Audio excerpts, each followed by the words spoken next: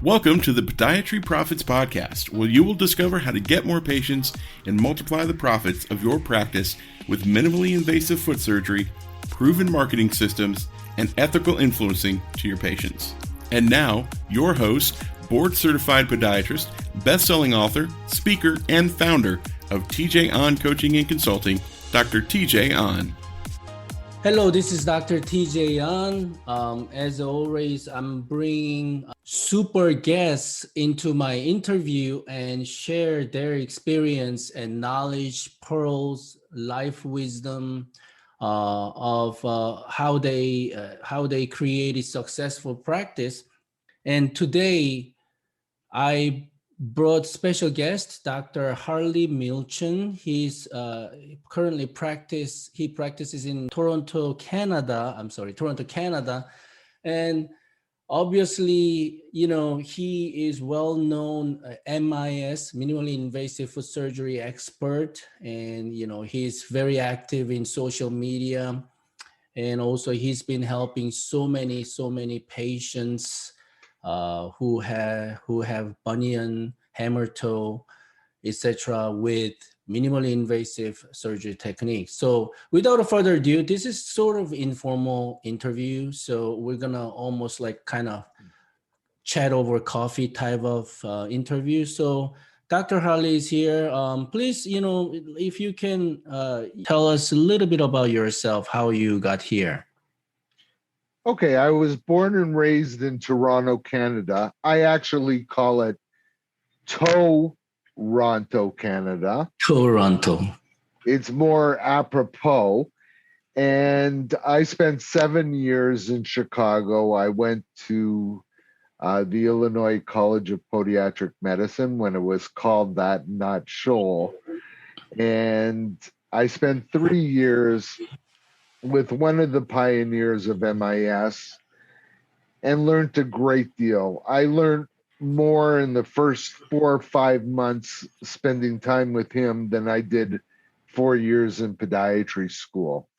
Now, the challenge was I knew I was going to return home to Canada, and the province that I practice in had some real backward challenges that I had to face, and they were basically politically motivated, and that's for a whole other discussion.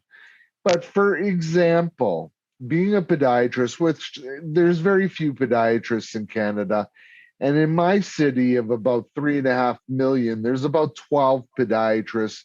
About 4 of them do any surgical procedures. So we as podiatrists can't call ourselves doctors. We can't use that prefix. We can't order lab tests. We can't prescribe narcotics or opioids. I mean, I can cut people's bones. I can do osteotomies, but I can't prescribe, for example, Tylenol number 3.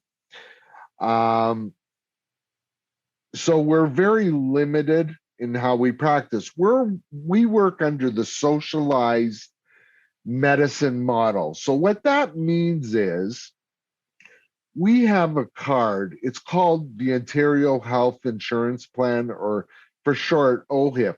So each individual has a card. So if we have to go to a family doctor, let's say, or a specialist, or the hospital, we show the card. It's paid by the government. We have no co-pays, deductions, deductibles, etc., which is different than the United States, of course. So really, when I came back to Canada, not only did the population not know what a podiatrist is or what they do, and if they were going to have their bunion corrected, they were going to an orthopedic surgeon in the hospital because they didn't have to pay. So I needed to change the mindset of these people and say to them, well, you can have it done the traditional way, or I have this unique way where you can go back to work. I'm not going to have to prescribe narcotics for you. You're not going to have the same pain. I'm not going to use pins, wires, screws, staples. You won't be in casts and crutches for four months and sit on your couch and not be able to work. And I gave them all the benefits. So what I decided to do was I wanted to educate the family doctors who not only didn't know about minimally invasive surgery, because realize podiatrists didn't have hospital privileges. So we had to do everything in the office. So Hartley, are we talking about this is like back in the 90s? It still exists. So you're talking when you came up with these challenges, because this is a great topic. A lot of podiatrists currently all over the world, they're facing these challenges that you have had, many years ago. In United States, the same thing. We're kind of afraid, or not afraid.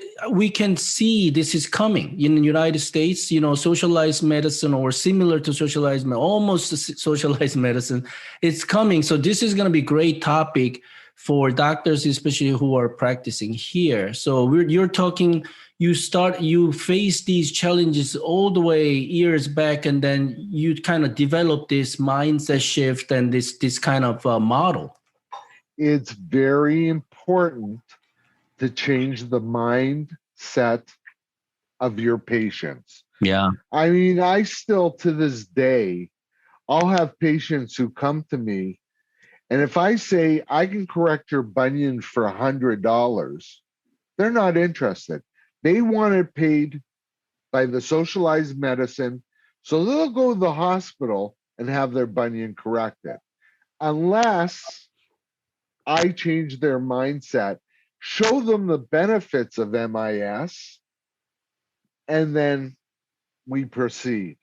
But anyone in the world who's facing barriers, you can always overcome barriers if you think about it and you do it properly.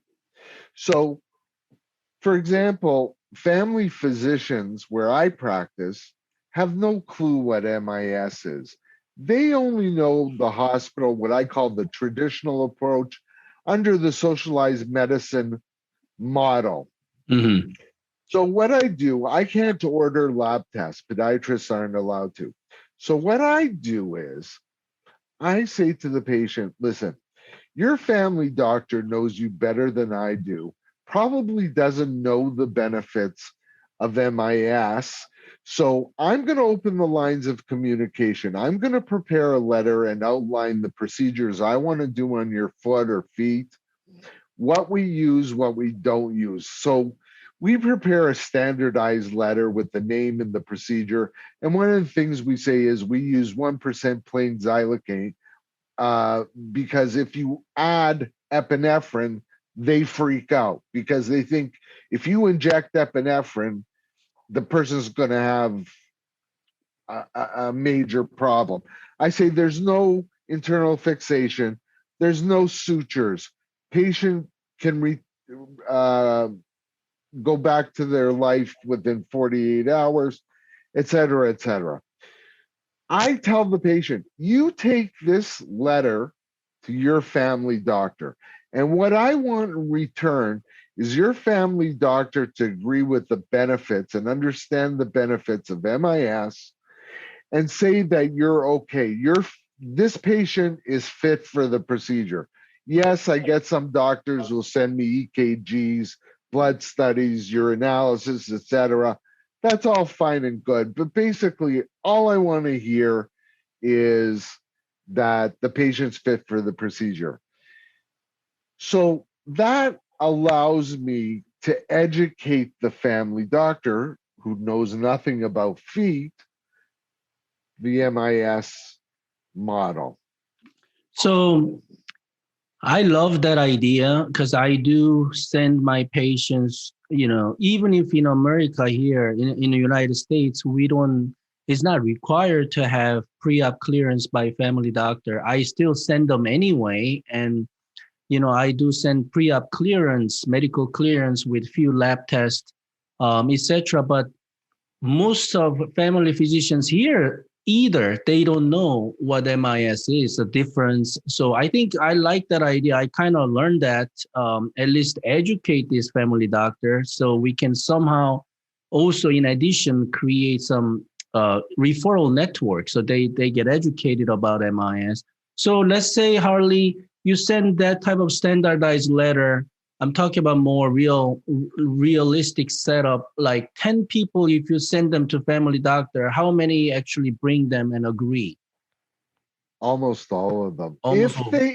they take that letter, Mm-hmm. I know they're serious about having the procedure, because once they find out my fee, if they can't afford it or they're not interested, they're not taking the letter. Sure. But I would say the majority of people, 9 out of 10 people, follow up with that. And once we receive the letter or they've received the letter of clearance, we do what's called a preoperative exam, where I bring them in, I ask them a few questions. I do a Doppler exam, which we're not allowed to do. Podiatrists can't do Doppler examinations. I repeat, I go over the procedure again. I answer their questions. I take preoperative photographs. I go over the risk again, and they sign the consent. We give them a preoperative instruction sheet, and then we're good to go. Okay. So there is a follow-up to the family physician once the procedure has been completed, but that's for another Sure. webinar. Okay. But it's very interesting. I don't think anyone else on the planet does what I do. And the family doctors, they just love it. So since I started doing it, I get a ton more of referrals from family doctors. Cool. So let's kind of change the gear a little bit. Talking about a few minutes with the MIS. I know you are big proponent and believer in MIS, of course, because you've been performing MIS and you see great results.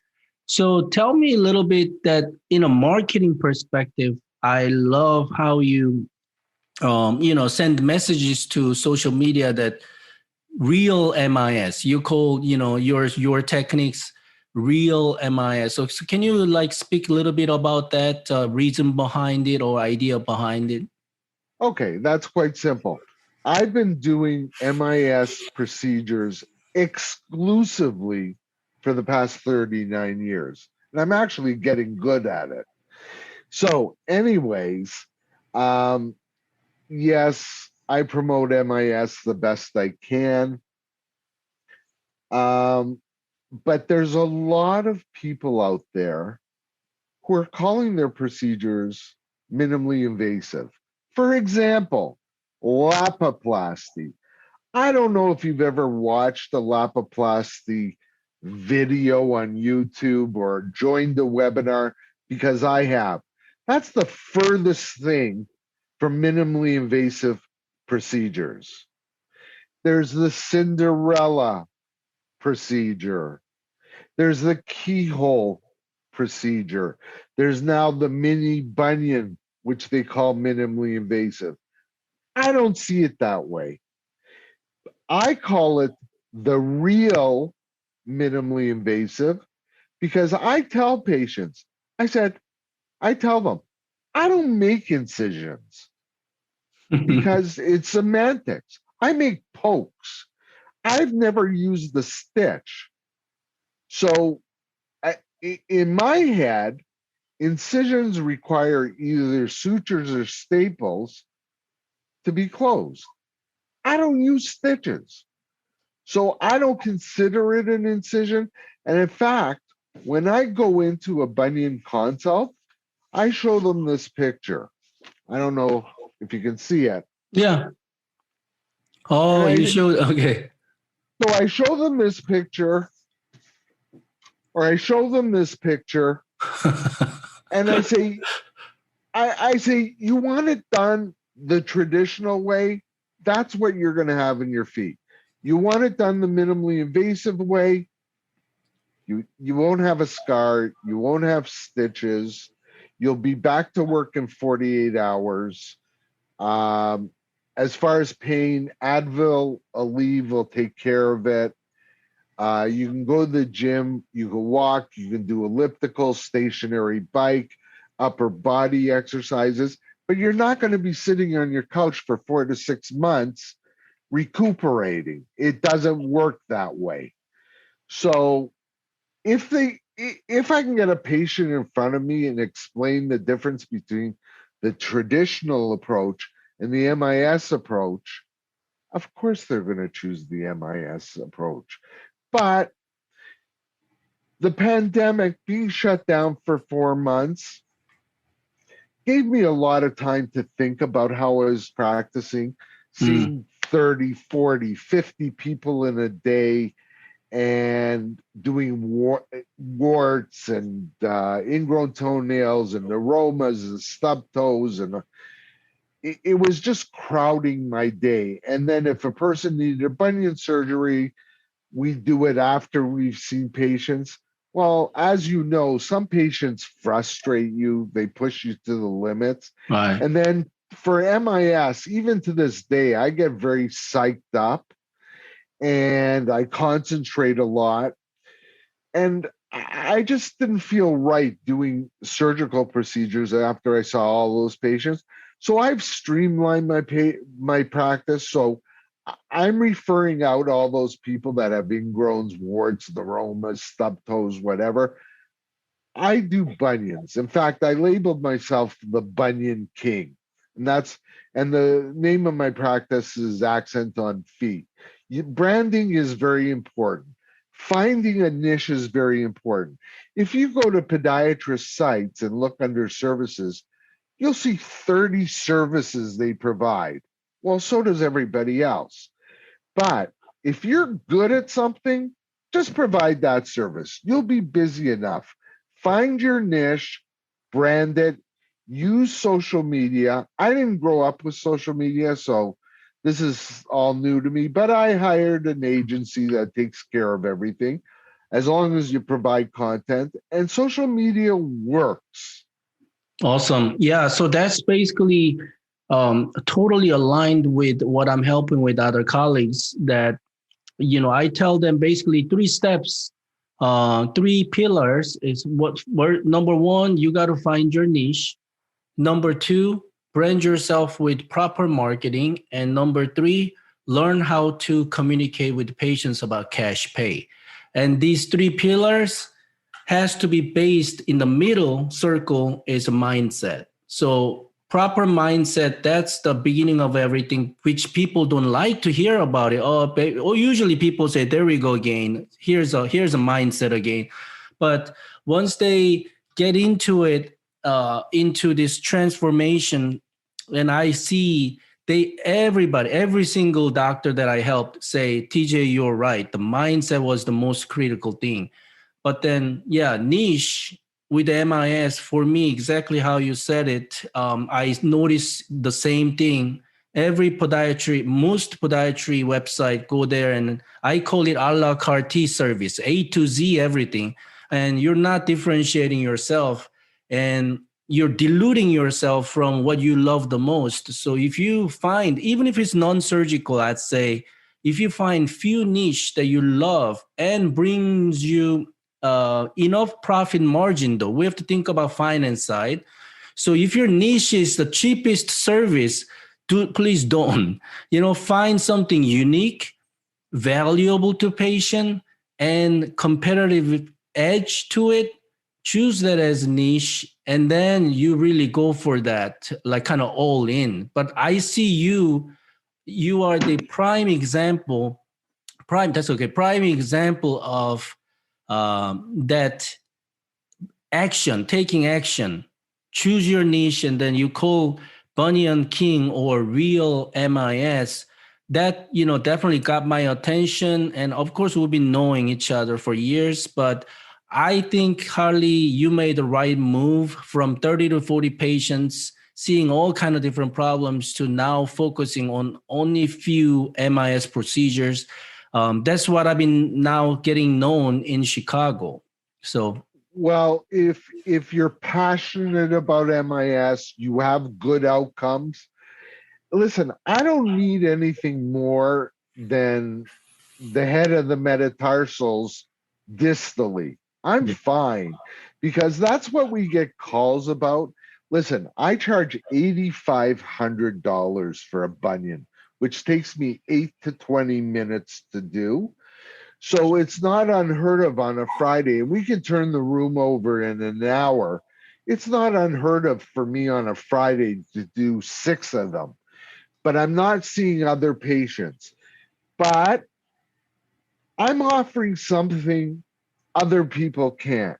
They're willing to pay for the MIS because of the benefits, and I convince them there are benefits. In fact, I have women that come in with stacks of $100 bills because they don't want their husband to know how much they're paying for their bunion correction. But listen, I don't have to deal with coding. I don't have to deal with insurance companies, deductibles, all that crap you guys got to deal with. When I do the bunion, I get paid. That's it. Me too. Yeah, I have no account receivable. I only take one insurance plan in the United States now. I take nothing. It's concierge service. Concierge service for you. Yeah. So again, in America, though, in the United States, because of the PPOs and some insurance, that I kind of accepted the idea and then transfer a little bit so that I call it hybrid concierge. So, but same concept in the background, it's really direct model, patient to doctor, doctor to patient. There's no insurance company involved in between. And you offer them the best service package and experience to patients. And these patients, I know, and I know they pay, because they see the value. There is a value. And if I can leave you with anything, because you and I have had many discussions over the years, and you started off as a traditional surgeon and developed your MIS skills, but you understand it. You understand MIS. You understand how to develop a practice properly. You've got it going. And anybody out there who's thinking about MIS, and you should be, because pretty soon the insurance companies aren't going to be paying the $4,700 for a lapiplasty plate, and they're going to give you a 15% bonus if you do the procedure within your office. Listen to Dr. On. Sign up to his courses. They're great. They're wonderful. I've sat in on some. The cadaver labs are incredible. Dr. On has a lot to offer you, especially if you're starting out. Even myself, I pick up tips from Dr. On all the time. And it would really behoove you to listen as much as possible to Dr. On, because he gets it. Oh, thank you, Hartley. So yeah, I mean, I'm all about action oriented. I'm originally from South Korea, all by myself. I was 19 years old, and I had to learn survival skills in the United States. And I didn't speak good English at the time, so I guess just my life around that 19 years old and up by myself, that kind of gave me a lot of that real action oriented survival skills. And I guess I developed that sense that 2014, when Obamacare started pushing, and all the reimbursements start going down, and HMOs and ACOs start popping up, I see there's no future for traditional style of medical practice. And I saw the MIS, and that was my epiphany. And ever since then, 2014, I started meeting all these great mentors and friends, like Dr. Hartley here. There are different ways to thrive in your practice, not just survive. I want to emphasize this is golden opportunity. Join the early wagon. Still, MIS now is becoming mainstream for many reasons, political, economical, financial reasons. If you're not accepting this reality and still be stubborn about traditional approach to survive in your podiatry practice, it's going to be difficult.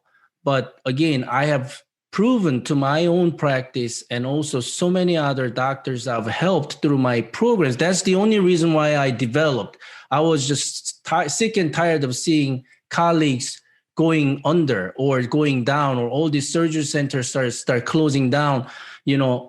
There are ways for me to help you. So, for example, like Hartley just said, I offer private group cadaver lab through my mentorship program, and also annual big cadaver lab, which is coming actually in July this year, 2021, in an orthopedic learning center. Hey, listen now, orthopedic society in the United States, now they're going into real MIS because they see the benefit to patient and also practice. Yeah. That's true. The Cadaver Lab, which I think is scheduled July 16th to the 18th in Rosemont, Illinois, you're going to learn more in that weekend than any other conference. I sit on the board of the Midwest Podiatry Conference, and I can tell you it's so academic, but the real passionate people in MIS, they love to share their information and their skills. We're a group of giving people, and you certainly will learn things. Yes, there's a learning curve like anything else. We don't expect you to take the cadaver seminar and Monday go to your office and do a bunion.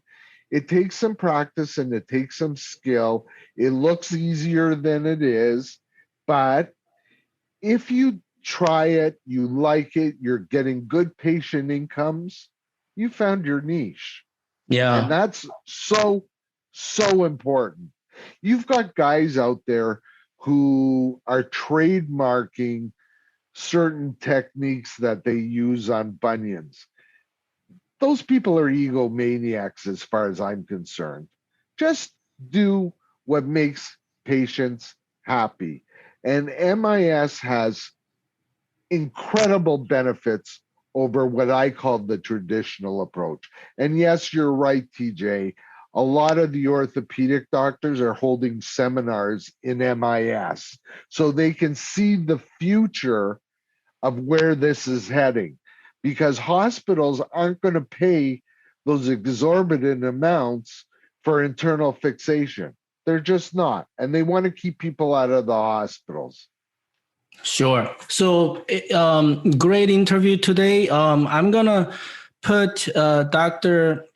Miltchin's contact info in the bottom of this interview. So if you want to contact him, is that okay, Doc, to share your... Yeah, and I also video a lot of procedures that I do, and I have a YouTube channel too, if anybody's interested. Sure, I'm going to share. If anybody wants to contact me, I'd love to speak to you. Awesome. And as always, below the video, if you want to take your practice to next level with MIS, look at the information below. And also, let's say, hey, I don't want MIS right now, but I want to learn more about concierge practice, more in a systemic approach through niche marketing and sales techniques and persuasion techniques, communication skills. Again, contact me. I have mentorship programs to help you. And this upcoming July 16, 17, that Cadaver Lab, very limited seats. Already half of tickets are sold as of this interview. I just opened that registration 2 days ago, and then immediately opened the registration page. Half of them sold already. So only 24 or 25 seats available. But anyway, I know that will be sold out. So, make sure jump in, make sure you get still early movers advantage when in terms of MIS side, not many doctors can do. So learn these wonderful surgical techniques as your alternative treatment. And I know 10 out of 10 that I've encountered, they say, oh, great to have alternative techniques, but I see they do it exclusively after a year or two, and because they see so much benefit from MIS. But anyway, thank you, Hartley, for joining. We should do this again on different topics, and I'd love to invite you to chat more.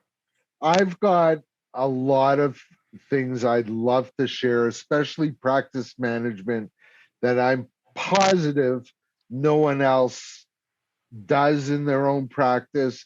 And I'm always willing to share with everybody. Listen to Dr. An. He understands what he's talking about with MIS. Join the MIS revolution. It's the way of the future. And please, everyone, stay safe.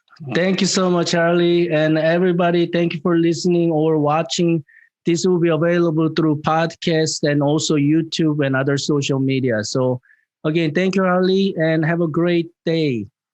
Thank you for having me.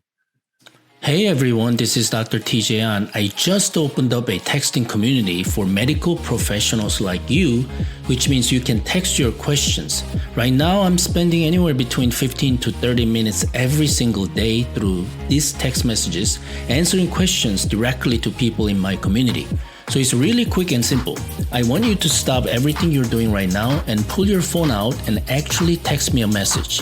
The phone number you text is 312-847-3180. Once again, it's 312-847-3180.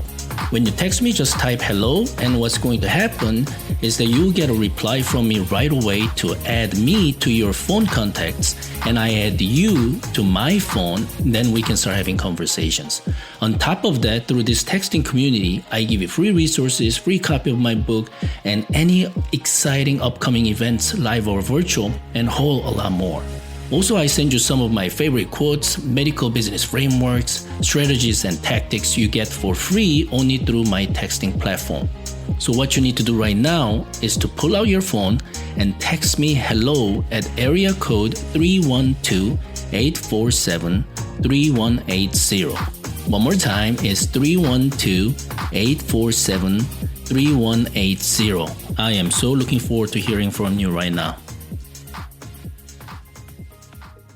You've been listening to the Podiatry Profits Podcast with Dr. TJ An. To find out more about Dr. TJ An or discover how you can grow your podiatry practice, visit drtjan.com. Or you can also get a free copy of Dr. An's best-selling book, Opt Out: How to Take Back Financial Control of Your Private Clinical Practice Without the Hassle of Insurance Companies. Just go to optoutbook.com.